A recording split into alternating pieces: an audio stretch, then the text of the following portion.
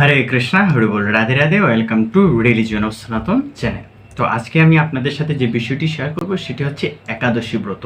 অর্থাৎ এই মাসে শেষের দিকে কত তারিখে একাদশী ব্রত পালন করতে হবে সেটা হচ্ছে 31/7/2024 রোজ বুধবার।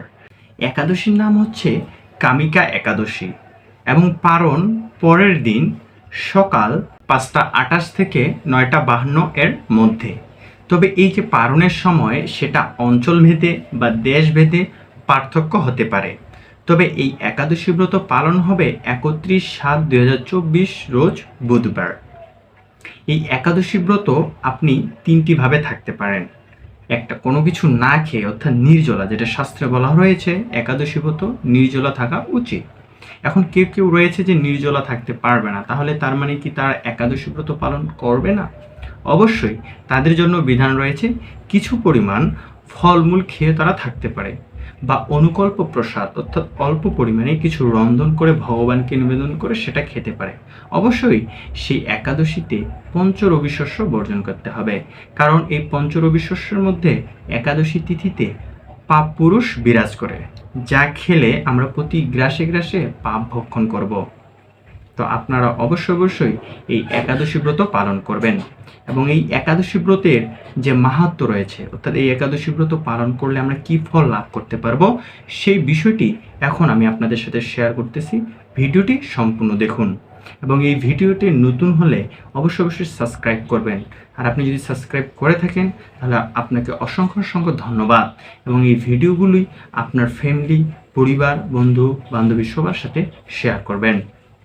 হরে কৃষ্ণ। কামিকা একাদশীর মাহাত্ম্য। শ্রাবণ কৃষ্ণপক্ষিয়া কামিকা একাদশীর কথা ব্রহ্মবৈবর্ত পুরাণে যুধিষ্ঠির শ্রীকৃষ্ণের সংবাদে বলা হয়েছে।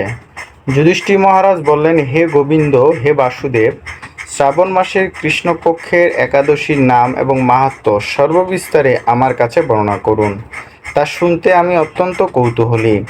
প্রত্যুত্তরে ভক্তবৎসল ভগবান শ্রীকৃষ্ণ বললেন, হে রাজন, পূর্বে দেবর্ষি নারদ প্রজাপতি ব্রহ্মাকে এই প্রশ্ন করলে তিনি যে উত্তর প্রদান করেছিলেন, আমি এখন সেই কথাই বলছি।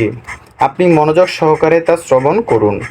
এক সময় ব্রহ্মার কাছে ভক্তশ্রেষ্ঠ নারদ জিজ্ঞাসা করলেন, হে ভগবান, শ্রাবণ মাসের কৃষ্ণপক্ষে একাদশীর নাম কি? এর আরাধ্য দেবতা কে?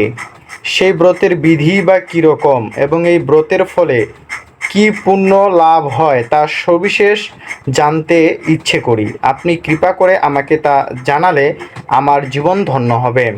শ্রী নারদের কথা শুনে ব্রহ্মা অত্যন্ত সন্তুষ্ট হলেন। তিনি বললেন, হে বৎস, জগৎজীবের মঙ্গলের জন্য আমি তোমার প্রশ্নের যথার্থ উত্তর দিচ্ছি, তুমি তা শ্রবণ করো।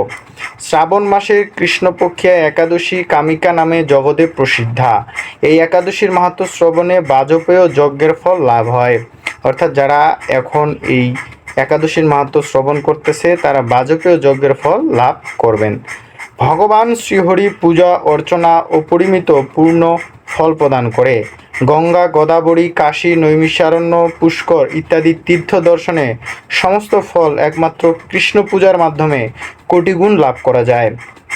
সাগর এবং আরণ্যযুক্ত পৃথিবী দানের ফল, দুগ্ধবতী গাভী দানের ফল অনায়াসে এই ব্রত পালনে লাভ হয়।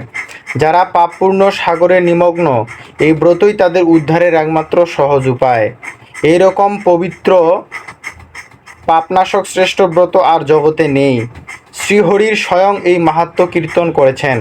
রাত্রি জাগরণ করে যারা এই ব্রত পালন করেন তার কখনো দুঃখ দুর্দশাগ্রস্ত হন না। এই ব্রত পালনকারী কখনো নিম্নজনী প্রাপ্ত হন না। কেশবপ্রিয়া তুলসী পত্রে যিনি শ্রীহরির পূজা করেন, পদ্ম পাতায় জলের মতো তিনি পাপে নির্লিপ্ত থাকেন। মানে পদ্ম পাতায় যেমন জল স্পর্শ করতে পারে না, ঠিক সেরকম পাপ তাদেরকে স্পর্শ করতে পারে না যারা এই একাদশী ব্রত পালন করে। তুলসীর পত্র দিয়ে বিষ্ণু পূজায় ভগবান যেমন সন্তুষ্ট হন, মণি মুক্তা আদি মূল্যবান রত্নের মাধ্যমে তেমন প্রীত হন না। যিনি কেশবকে তুলসী মঞ্জরি দিয়ে পূজা করেন তার জন্মার্জিত সমস্ত পাপ ক্ষয় হয়ে যায়। এ প্রসঙ্গে ব্রহ্মা বললেন, হে নারদ, যিনি তুলসীকে প্রত্যহ দর্শন করেন তার সকল পাপরাশি বিদূরিত হয়ে যায়। যিনি তাকে স্পর্শ করেন তার পাপ মলিন দেহ পবিত্র হয়। তাকে প্রণাম করলে সমস্ত রোগ দূর হয়। তাকে জল সৃজন করলে যমও তার কাছে আসতে ভয় পায়। শ্রীহরির চরণে তুলসী অর্পিত হলে ভগবত ভক্তি লাভ হয়। তাই হে কৃষ্ণ ভক্তি প্রদায়িনী, তোমাকে প্রণাম করি। যে ব্যক্তি হরিবাসরে ভগবানের সামনে দীপদান করে চিত্রগুপ্ত তার পুণ্যের সংখ্যা হিসাব করতে পারে না। তার পিতৃপুরুষেরা পরম তৃপ্তি লাভ করেন। শ্রীকৃষ্ণ বললেন, হে রাজন, আমি আপনার কাছে সর্বপাপ হারিণী কামিকা একাদশীর মাহাত্ম্য বর্ণনা করলাম। অতএব যিনি ব্রহ্মহত্যা, ভ্রূণহত্যা, পাপ বিনাশিনী, মহাপুণ্য ফলপ্রদায়িনী এই ব্রত পালন করবেন ও এই মাহাত্ম্য শ্রদ্ধা সহকারে পাঠ অথবা শ্রবণ করবেন, তিনি সর্বপাপ থেকে মুক্ত হয়ে বিষ্ণু লোকে গমন করবেন। হরে কৃষ্ণ কৃষ্ণ কৃষ্ণ হরে হরে, হরে রাম রাম রাম হরে হরে। হরি বল। আপনারা সবাই অবশ্যই এই একাদশী ব্রত পালন করবেন। ভালো থাকবেন, সুস্থ থাকবেন। হরে কৃষ্ণ।